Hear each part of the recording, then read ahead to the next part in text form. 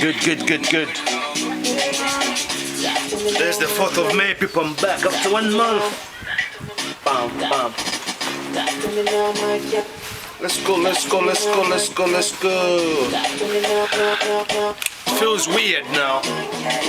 Everything's changed. Everything looks different. 1 month I've been away. Just 1 month.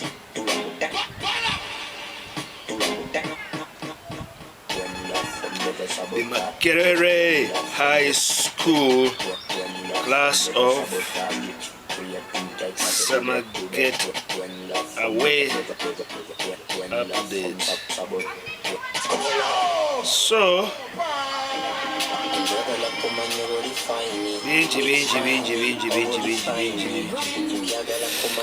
we are here in the park now. I need to do a video. Especially I'm back. Yeah, I'm back. Man is back.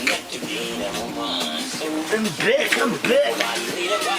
So I'm getting myself ready, guys. Bear with me just a sec. It's gonna rain again. It's sunny. What are we doing here now?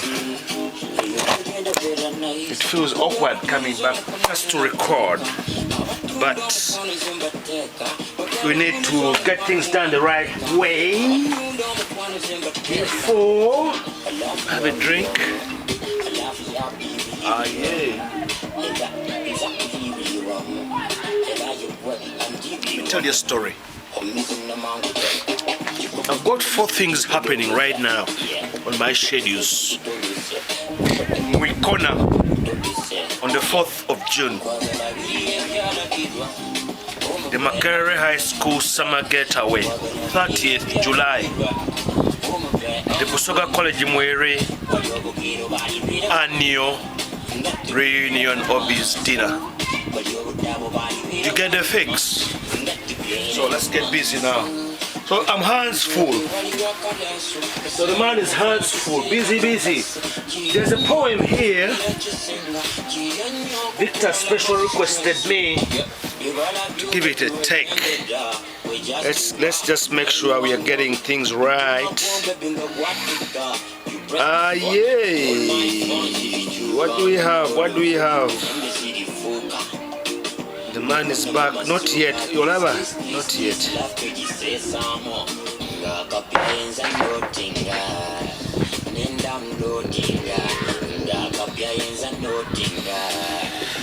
So let's go. We gotta go. We got to go.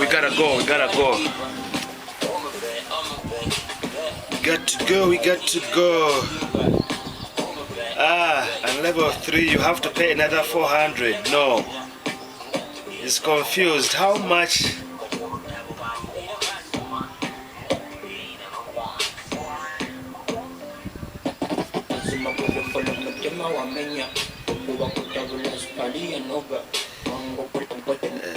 Let's see. Getting confused now. Should have done my own things. Let's see. Victor, where are you? Okay, we have page 167 and page 80. Okay, let's see. Page 167, 180, 180, 167, 80. Page 80. Let's go. Let's do one page 80, guys. If you get your book. So let's get the book going. I'm looking for page 80. Oh, old school. Licking your hands. Hey. Okie dokie. If you go to page 80, page 80, letter to General Gutti, the Ugandan Tales book by Victor Rumanyika. This is a specially requested poem to be done. as I come back probably. You know, I'm coming back after 4 weeks. I went to this place, everything's changed, everything looks fresh, green, and all that. So let's go. Page 80, poem titled Letter to General Gutti. Let's get the music down. Let's get the music down before we roll. So now we start. Your hawkish face and glaring eyes shed shivers down my spine. You saw pain and suffering to innocent, hounded and wounded youth. Your court-martial is a den of despair. Arise, all arise. As you enter, adorned with colorful gold stars and blood-red lepers, obedient orderlies open doors for you. You glare at the despairing faces stacked before you. This is an introduction to a court scenario. I'm assuming it's a court martial. It's a court martial, people. Tell me. I think in terms of the military language or the lingua, this is where you're brought before the court of law. But in terms of the military, you know, I don't know whether this is to do with justice now or is to do with the authority. Because the court martial would pretty much be penal code law or something. Correct me there, but I'm seeing an ugly situation here. To innocent, hounded and wounded youth. These are the youths being brought before the court martial. Hounded. Are they brought down with force? You see, let's get this language right here. Hounded. Are they hunted down and brought wounded?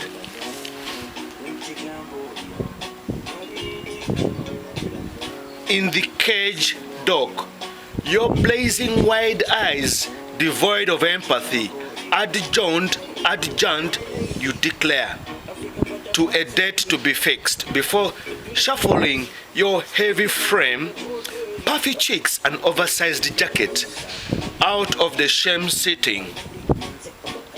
Some of the haunted youth clasp onto the thick mishbahas, whatever it is. This sounds a bit like Swahili. Mishabas, hanging around their salary necks as their fingers gently straddle the next fat bead in prayer. Far away from the sham court, raiders make way with 130 heads of cattle from your expansive dairy farm in Napak. Your orange farm is set ablaze. The unexpected occurrences, perhaps a reminder that your gold stars and red lepers are meaningless, floral decorations. So we are seeing something coming back to bite. Mr. Gutti, why would they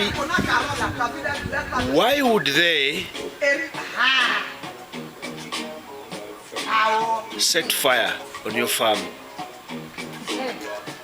J'ai dit, quand il dit là, j'ai vécu ça. Moi, mes abonnés que j'avais, ce n'étaient pas mes vrais abonnés. Maintenant, j'ai des vrais abonnés.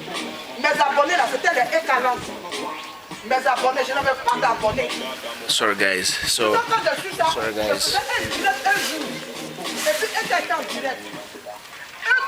Alright, let's carry on. You know what? I'm saying something here that I'm going to come back to briefly. With the courts, I'm asking myself, is General Gutti aware of how these hounded and wounded youths are brought before his court. And what are they in the court for? To answer to what? To what crime? Or what offenses are they there to be answerable to? Because it seems to be like a casual way of adjourning a court hearing or a court session, because here we are reading, obedient orderlies open doors for you.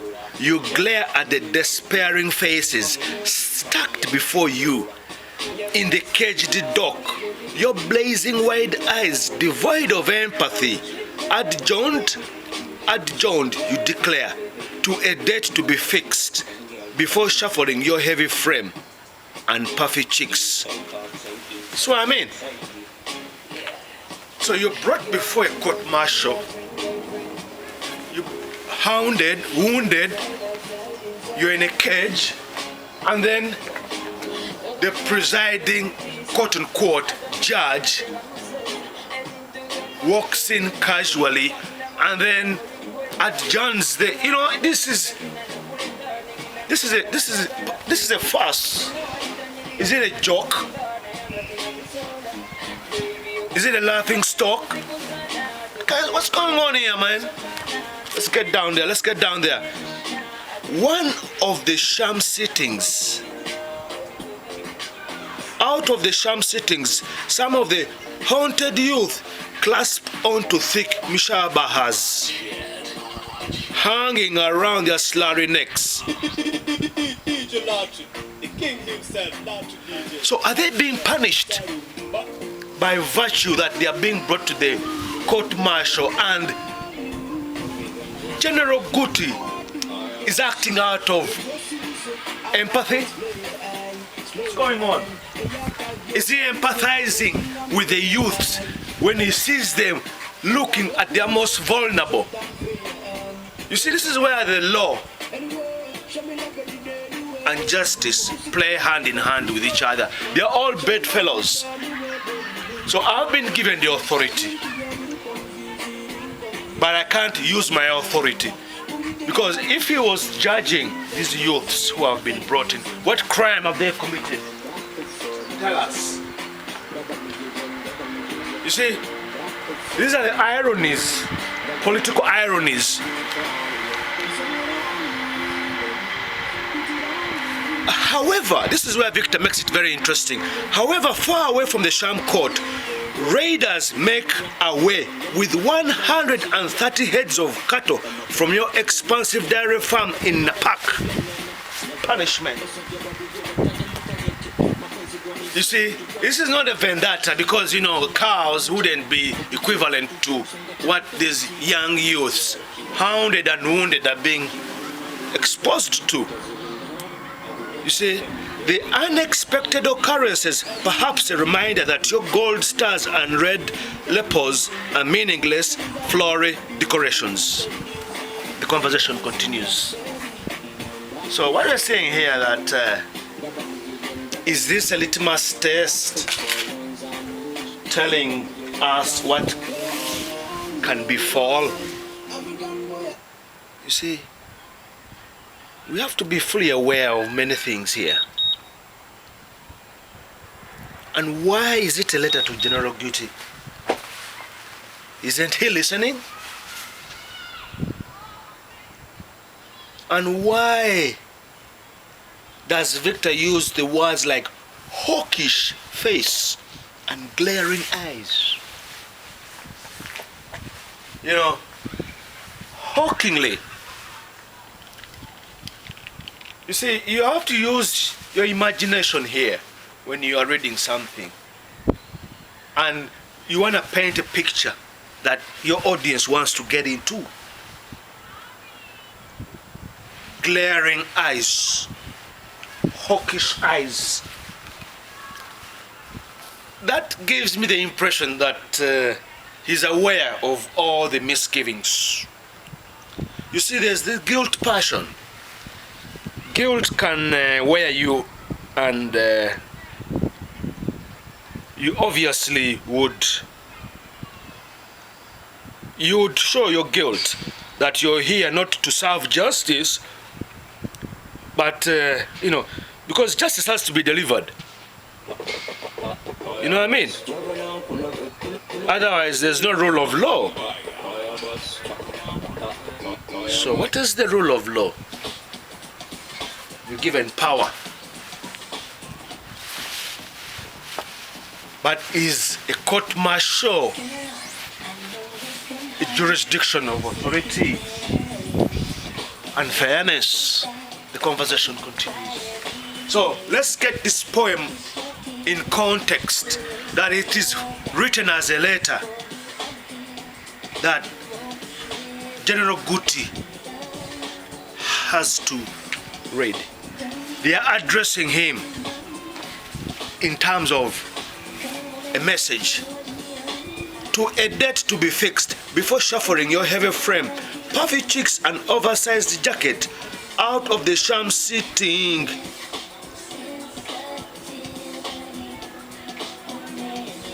Far away from the sham court, raiders make away with 130 heads of cattle at your expansive dairy farm in Napak.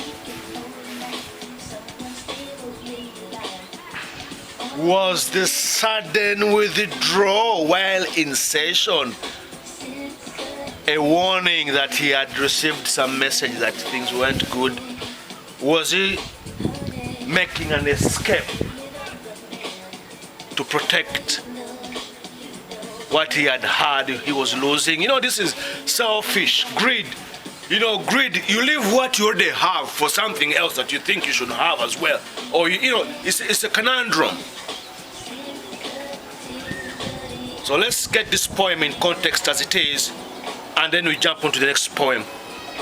The conversation continues. Love you guys.